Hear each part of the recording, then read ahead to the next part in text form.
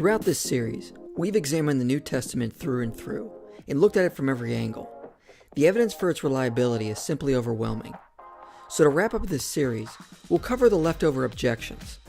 The reason we did not get to them during this series is, unlike other objections, these ones are not that good or well thought out.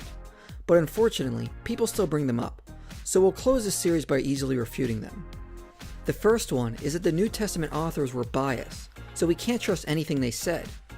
Well, then it is clear that the person who brings up this objection is biased against trusting the New Testament, so by their own logic, we can't trust any accusation they make against the New Testament. The biggest problem with an argument like this is it is a clear example of tunnel vision. It points out the New Testament writers were biased while ignoring every writer is biased, because that is part of being human. Richard Dawkins opens his book admitting he is biased. If this book works as intended, religious readers who open it will be atheists when they put it down. Gerd Ludemann opens his book with, its aim was to prove the non-historicity of the resurrection of Jesus and simultaneously encourage Christians to change their faith accordingly. Are we to dismiss these authors just because they're biased? Or every historian who has written about early Christianity, since they are all biased towards their own theories? In reality, just because someone is biased, that doesn't mean we dismiss them outright. Because what if they are biased towards the truth of what actually happened?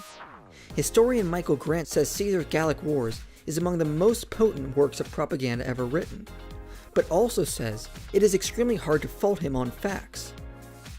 So being biased doesn't mean one cannot report facts.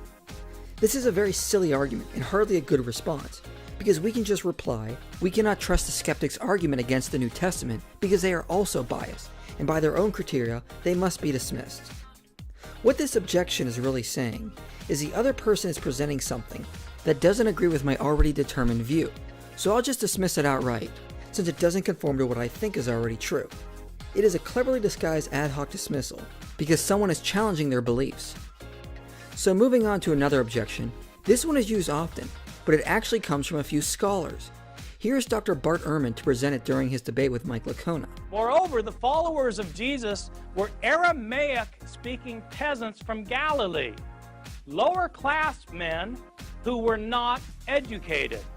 In fact, Peter and John in Acts chapter 4, verse 13 are literally said to be illiterate. They couldn't read and write. Of course not. They were fishermen. They didn't go to school. The vast majority of people in the ancient world never learned to read, let alone write. And their native language was Aramaic. These books are written in Greek by highly educated, rhetorically trained writers who are skilled in Greek composition. So Ehrman claims the New Testament writers were all poor Aramaic-speaking fishermen from Galilee, and they could not have written the New Testament because they were illiterate. Well, first off, the early church did not claim the New Testament was written by only illiterate fishermen, and neither do Christian scholars today. The external evidence indicates it was Matthew who wrote a gospel, who was a tax collector and would have to have been trained in linguistics to keep track of records in Greek for Rome, as well as understand the local language of Aramaic to speak with the taxpayers to do his work. So he would not have been illiterate. Mark was said to be the Greek scribe and interpreter for Peter, so he would also have to understand how to read and write in both languages. Luke was said to be a physician, so he was also educated. No one doubts that Paul was educated as a Pharisaic Jew who studied under Gamaliel. That leaves us Peter, James, Jude, and John, all who could have learned to write later on once they took leadership roles in the church. But let's just throw all that out and agree with Ehrman that yes, they were all illiterate fishermen. The best way to respond to this quote from a scholar is with a quote from another scholar. So to respond to Ehrman, we'll pick Dr. Ehrman. Are there some theories that suggest that maybe Paul himself had scribes that wrote for him? Well, every person who wrote epistles in the ancient world dictated them to scribes. Right. So as Dr. Ehrman rightly points out for Dr. Ehrman, everyone dictated the scribes in the ancient world. So it doesn't matter if all the New Testament authors were illiterate, they could simply hire scribes to write for them. And since just about every scholar agrees that the early church grew by attracting many Gentile converts across the empire, it is quite easy to see they could have received help in writing from possible new converts, or at the very least, the Gentile members could have helped in funding to hire scribes to write the epistles and gospels. And we know from Paul, the Christian missionaries sought financial help from the new Gentile converts to continue the work of spreading the gospel. So it is not hard to see how the Christians were able to write the New Testament by hiring scribes, with the financial help of their growing church. And Dr. Ehrman should know not to use arguments in debates against Christians that he knows are untenable when he debates Christ-mythers. One should not change their argument based on who they are talking to.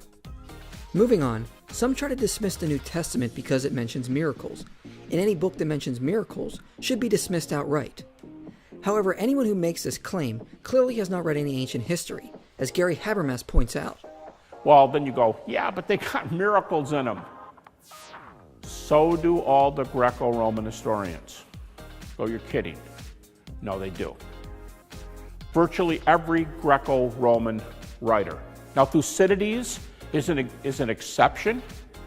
He says he doesn't believe in that stuff and he doesn't do it. But I mean, Herodotus, the so-called father of history. Tacitus, although he has fewer than Suetonius. Suetonius has a lot. Pretty normal. Just about every ancient work mentions miracles, and just because they do, that does not mean the historians throw them out. In reality, all texts are judged on a case-by-case basis. If one text says an event happened and offers good evidence for it, then we should at least evaluate its evidence, not dismiss it outright from a presupposition against miracles. And even if the supposed event is found to be false in light of evidence or lack thereof, that also doesn't mean we simply dismiss everything else they report.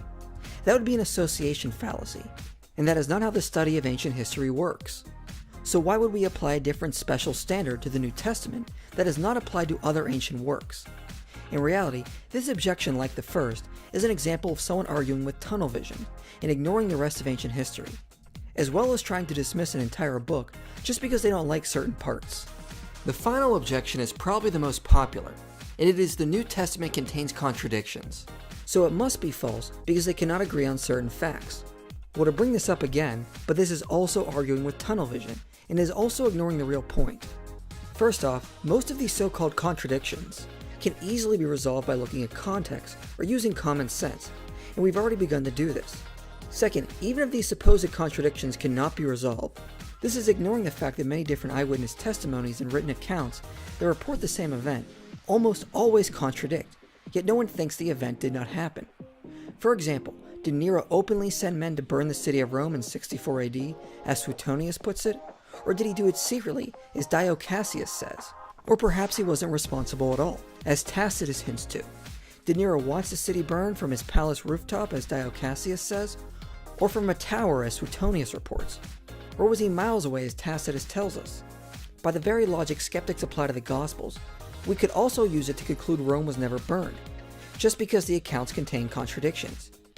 Yet you won't find one historian who claims contradictions in the accounts prove Rome was never burnt. Differences in accounts do not prove an event did not happen.